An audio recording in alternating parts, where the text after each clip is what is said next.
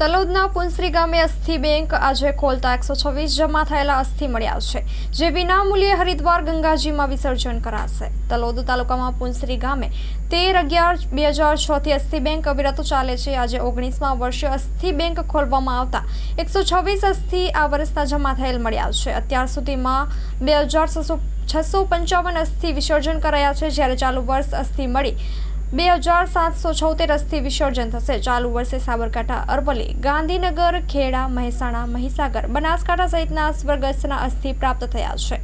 આ ચાલુ વર્ષના અસ્થિ આગામી અઠવાડિયે હરિદ્વાર ગંગાજીમાં વિસર્જન કરવામાં આવશે। આ સેવા વિનામૂલ્યે પુંસરીના વતની આ વિસ્તારના આગેવાન નરેન્દ્રભાઈ પટેલ કરી રહ્યા છે। અસ્થિ મૂકનારની પાસે 2 વૃક્ષો વાવવા માટે આગ્રહ કરવામાં આવે છે।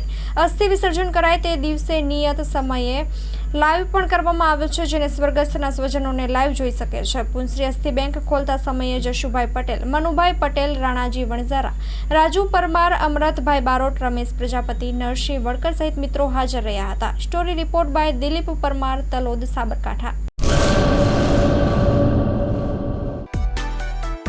માં motor driving, safe and sure driving. Driving એ શોખ સાથે આપની મોટી જવાબદારી પણ છે। અમારા ઇન્સ્ટ્રક્ટર દ્વારા સચોટ અને સરળ માર્ગદર્શન આપની રોજની તાલીમની માહિતી મેળવીને શું અધુરાશ છે એના ઉપર પૂરું ફોકસ કરાય છે।